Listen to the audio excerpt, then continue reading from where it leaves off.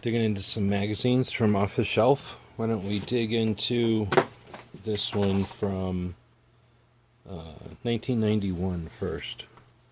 So it looks like got a 9mm carbine, or you can win a 9mm carbine and other prizes. We got volume 13, so I guess this is their 13th year. Eagle Arms, standard looking AR back in 91. Volcanoes, fire and ice. So they're worried about Mount St. Helens probably still. Dome home shelters, the Soldier Fortune Convention, and emergency snow caves. I guess in January, they're right in the middle of winter. What does this say? Northern Outfitters. I don't necessarily remember Northern Outfitters. It says this in Salt Lake. Why doesn't anyone in the world guarantee their clothing will keep you warm? We do. Dude, hunting in Woodland. Alright, so let's dig in. Looks like the first thing we got is a Viper ad for car alarms. Then you got Cold Steel from the Cutlery Shop with their little Tonto daggers that were actually super cool. Full tang, I think. Get your table of contents. Looks like we're going to get stuff about the Eagle Arms, the Tokarev 38 Super, and a Beretta 950 BS 25 ACP. Is that a little Minx looking thing? Then we got a 12 gauge Speedloader, Spyderco Terzola Clip It. So 91, a Spyderco in 91. A Turbo Deluxe Crossbow, a SOG Pentagon Knife, Sportsman's Oven, a Hellfire Trigger Activator. I think that's a crank. Medical self-help. Then we're going to talk about volcanoes, dome homes, Asian gangs, and crime. Soldier Fortune 1990 convention, so the year before's convention in January of 91. Pro-gun boycott power. Interesting. So cancel culture in 1991. They're talking about it in a freaking magazine. So does it tell us? It tells us that the magazine costs $26 for 12 issues. $44 for 24, and then it gets even more if you go out of the country. Advertising information, no, nothing about prices, just who to contact. It looks like American Survival Guide also publishes four-wheel drive sports utility, all Chevy, auto sound and security, hot bike and car, Knives Illustrated, mini truckin', Mustang Illustrated, Splash, sport compact car, street rodder, truckin', VW Trend, street cruisin', custom rodder. And I never even paid attention to that before, but dude, I must have subscribed to a couple of those Chevy magazines, and then I picked up some of those small truck magazines too, probably. I didn't even realize they're all from the same place. They had my ticket. So this is Fox Knives from Maryland. What does the second really mean? Well, oh, this is interesting. What does the second really mean? I think I'll read this in a future separate video. This is Raymond Steele. Bam. This is the Dutchman. Oh, this is a little bit. This is one I'm not familiar with. I thought this was a different one. Nitro Pack Survival Supplies. That was food, if I remember correctly. Get into the editorial. Bob Clark. I don't know any of these names that are still around. If they are, I'm not familiar with them. So here's a Clip It Endura. I don't know what's that supposed to be back here. Some kind of knife award, probably. We get some videos. This would have been in the era, in the heyday of VHS. Oh my goodness. I've seen this little goofy thing before, but never lashed onto a piece of wood to use it as a hoe or a hatchet or a plane. That's pretty cool. I might actually think about that now. The GI flak vest. Man, this thing was the #1 thing back in the day. These Nom vests, these were expensive too. They were like $80. This one says, oh, if a new one would sell for $250, limited to stock on hand, $75. Dude, I didn't even look at this thing and I knew they were $80 because that's how much I wanted one. Problem is, I'm normal size and these were always like little tiny sizes. Air Force Survival Vest. I would have totally bought that. How much was that thing? $35. I never bought that. I don't know why. I had one of these. Not that one. Mini 14 I was never into. I've had a couple of these German paratrooper knives. Back then, what does it cost? $30. They're actually right around there now. So then we got a Uniden scanner, 100 channel, $300. Actually, it's about the same now. an evacuation suit. We got medical self-help. This might be an interesting thing to look into, looking at what in the 1991 what people would have had for that. Now, Butaki, I think that's how you say this, is the name of this ninja publisher. They would have all kinds of cool books. You could tell by the ninja thing that they were awesome. So you got home parkerizing, you got the poor man James Bond, homemade fireworks, ranger training, all in a manual right there. You don't have to bother going into the army, you can just read the manual. So now we have a shotgun Speedloader, some kind of a gizmo that you put in these giant nylon side pouches that are no big deal. Let's just wear those because shotguns are so awesome. And then you would carry this big tonfa looking thing in that thing. Oh, I forgot to tell you, there's big nuts that big balls that hang out the side. So what happens is, oh, I'm out of like the 4 rounds of ammo that I can put in my shotgun. So you just grab that thing by one of the side balls, bring it up, jam it up under your shotgun, cram it in there, right? So now you got 4 more rounds, and it only took you like the amount of time it would take you to load 5. So that's pretty handy. Look at here, we got some 7.62 by 39 ammo. No prices though. But have you ever seen a China Sports ad from 1991? The sad thing is, as nuts as I am about 7.62 ammo right now, I just blew past this back in the day. I didn't even care because I didn't have an SKS back then. Terzola Clip It. I would have not liked that knife. I still don't like the blade on that knife, so I would have not looked at that one. We got these little wind-up shortwaves, AM radios, really. So this is an Eagle Arms H-bar, heavy barrel. Just plain old A2. Yeah, A2 configuration with the big knobby rear adjustable sights. So this is all about volcanoes. This happened to me a lot. I would be driving around the Midwest and bam, volcano would pop up, lava everywhere. I'd have to ditch off into an ocean. But eventually that stopped in the mid-90s. So this is about geodesic homes made out of wood and canvas or plastic or something.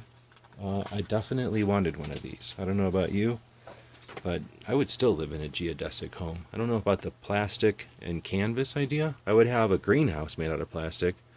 I think I like the concrete geodesic domes, though, for the insulation. I live out in the desert, you know. Chip McCormick parts from L Bastion. I never got into swapping stuff out, so that wasn't my thing. Steve Arnold's gun room, where you buy all your lock picks. This is a foundation, right, of the old magazines. This is this Turbo Deluxe crossbow. For me, I would have never even paid attention to that thing. So what is this? This is just sort of prepping, right? This is American Survival Guide after all. So this is in 1991 when you were a prepper. You look like Walt, and your kid looked like the one movie with the gun. And you get a shortwave radio and you'd read a newspaper, because that's what you did back in the 90s. You'd have a closet full of sleeping bags and pads and stoves and stuff. You'd put your liquid fuel at the top and your propane fuel at the top, so that when the fire and the heat went up, your fuel is right there at the top where you want it to be. Also, if anything rusts or gets punctured or falls or leans over or leaks, the flammable solvents will leak down onto your stuff, which is, you know, foam pads and plastic bladders and things. So this is great. Put your shoes at the bottom. I guess that's fine. There's a cooler down here. So I don't know. I guess that would have been top of the line stuff. I always went with a patrol box. So we have like a big box that we would have made. Take a piece of plywood, you chop it into some pieces, you put some sides on it, you put a lid that comes down like one of those desks, and then you set it up so that it can be taken from the back of a truck, or even sometimes we make it small enough, the trunk of a car, and then you set it up, you put some legs underneath it. It's a freestanding table at that point with all your supplies. And then the advantage is when you put it into a closet or a portion of your garage or something, it's already storing the stuff that it holds. So instead of having to take everything out of a closet and then put it into bins or bags or have everybody carry things out by the armload, this looks good for a picture, but prepping in a closet seems kind of 1991 if you ask me. So we got the weird feather guns. These are expensive nowadays. Back then they didn't really say. You get some stuff from Paladin Press, one of the coolest places ever. Got your... Would you rather spend $200 for a federal firearms automatic license, plus the cost of a registered machine gun, or simply attach the BMF activator? So this is a little cranky dealy that you would crank on the side and it would rotate through. I think eventually they said active actuators or machine guns. Here you'd buy your gas mask containers for whatever is an M79, whatever the fancy gas masks were with the side filters. I could never afford one of those back in the day. So here's a Tokarev. That's about as close as I ever got to a Tokarev until years and years later. Law 2 made out of PVC. Nice. I'm sure that's scared quite a few law people, or representatives. Almost said lawmaker. This is the centerfold. So the centerfold is these two big knives on a weird background. Looks like they're on a countertop or something. Now we get a SOG Pentagon. I like that one better than that Spyderco. This isn't my favorite knife, but it looks like it would do some efficient business. Actually, it's kind of growing on me just looking at it. I kind of do like that knife now. So the rest of the Tokarev, that's kind of a weird picture. We got, I guess, just a shop in Nevada that sold a bunch of the stuff that you see in ads on here. Here's that Sportsman's oven. I guess it's an oven made out of aluminum that sets on top your Coleman stove. Oh look, a solar power thing. This is basically what they put on the road signs nowadays. The solar power panels that run them. Doesn't say what kind of price it was back in 1991. I know solar was a thing. In the early 90s I did take a solar class, and solar panels were a thing. I mean, the efficiency was down compared to today, and I'm sure cost was higher, but the batteries and the electronics were basically the same. Really, the solar panel tech hasn't changed too much. I think manufacturing may have changed, and certainly the quantity of manufacturing has changed. These machine gun babes pictures. This is 1991, and you see one like bunny, right, so far? Poster, or whatever you want to say. So now we get into the triads and the Yakuza. Article about all that, everything you need to know. Sort of like Soldier of Fortune, but it's American Survival Guide, so probably more focused on what might happen as far as like, neighborhood control or looting or things to be aware of or something. So now you're getting into some of the ads, and that's really what I was thinking about digging into these for. So give me some feedback if I should dig through the whole magazines like this and make it a long video, or if we should just dig straight to the ads. I'm going to do some specific things like reading that article about the Second Amendment, and then if I see something super cool, I'll read it as a separate article. But let me know, should I do the whole magazine like this, or just the ads at the back? So C. Crane was always cool. You'd hear them on the radio, and it was neat to see them in a magazine as you'd be listening to the radio. At least for me it was. I don't remember that Atlanta Discount Ammo, but that's pretty cool. Oh, here it is, a little tiny Minx. So this is a little 25 auto version of my 22 short. Well, I have a Minx. I don't know what this one's called. This one, experts. Are they going to tell me what it is? British facilities made the Minx and Jetfire. So I guess this is the Jetfire. Then we get the Soldier of Fortune convention. I wish I would have been able to go to one of these. It looks like a pretty interesting mix between a shoot, something like Knob Creek, but then a little bit of, I guess more like what we've got now in the Kalashnikov events that are happening in Texas and Nevada. So this one says the 11th annual, held in Nevada. I think what I'll do is do a separate video, and I'll pull out all my articles about the Soldier of Fortune conventions, and we'll make we'll pull history out of the old internet, or excuse me, the old printed internet. So next is emergency snow shelters. We have to deal with this constantly in the desert, only instead of snow it's desert, or sand. So what we'll do is we'll wait for one of these trees, or a cactus in our case, to have a lot of sand fall off of it, and then we'll pile the sand around it, and we'll live underneath the cactus in a little sand hole. So very, very similar to what you do in the north. Here's the Hellfire. Oh, it's no problem at all. First, I don't know what this guy's doing to that gun, but we don't do that to our guns anymore. This guy jams a screwdriver underneath and puts on that deal, and then you connect it to your finger, and now there's a thing connected to your finger bone that has to be surgically implanted, and then those connect with a ball socket made out of stainless steel. And then whenever you do this to your gun, whew, Hellfire, baby. There's an ad for it. It's only 30 bucks. It's totally worth it. Now getting the stainless steel ball joint connected to your bone on your finger, that is up to you to provide that. A lot of times doctors would do that for low cost back then. We got traps. That's always nice. Like, let's say I'm too lazy to go hunting, so I just want to like see what I could catch and then come back later maybe and see if it's still there. And buy a trap. Survivalist directory. That's interesting. This is a confidential listing or survivalists who wish to become known to others of like mind. American Survival Guide will probably accept promptly coded mail and forward it to the coded addresses without charge. Oh, interesting. So this was sort of like a back and forth thing type of thing. So Northern Tennessee, single female. I am a beginner and I'm very interested in survivalism, wanting to hear from others with same interest. Logan, Utah. I am looking for a self-sufficient group in the Logan, Utah area. Ex-Special Forces. Can make or repair anything. Malibu, California. That's where I would hang out. White male. 39. Survivalist. Former PE teacher. Seeks to join survivalist group. Camp within a 100-mile radius of Malibu. Alright. So, that's interesting. I never paid attention to that back in the day. So I guess I wasn't enough of a survivalist. Then we get classified. This is stuff I did pay attention to. For example, right off the top, Switchblade Collectors, complete line of German and Italian knives. Send $4 for a color catalog.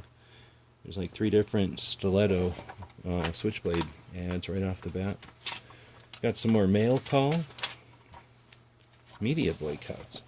Our magazines, newspapers, movies, our very living rooms via TV are invaded by anti-gun mouthings. In an article, Confront the Conspiracy in last month's issue, the editors, we saw in last month's issue, Confront the Conspiracy, how the media deals in deliberate misconceptions to sell soap and further their own agendas. So that's kind of interesting. People knew about the media corruption back in 1991, and they had to deal with it through magazine articles like this. And somebody'd have to read that article and then take that to a conversation at a gun shop or a gun show or something at work or wherever, and then that other person would have to get the idea and move with it. So I could see where ideas did not get very far back in the day. Alright, so this is Bob Clark. I think that's the editorial director, and then some of the other people from American Survival Guide, I guess, at the Soldier of Fortune convention. And then, I don't know, I was going to say, then there's probably the guy from Soldier of Fortune in some of these pictures too. So that was the first one. What did that take? Almost 20 minutes. So I have no idea if that's worth watching or not. I'm going to set this up raw because I don't feel like editing a 20-minute video for no reason. I'll do the rest of these with just the ads, I think. Or, well, I don't know. I'll probably do them however we do them here. And then let us know, though, in these descriptions or in these... descriptions. You can be able to do it in the description. How about in the comments what you think? If I should do the whole 20-minute video or if we should do these as shorter chops at just pieces of these magazines. Till next time, thanks for watching.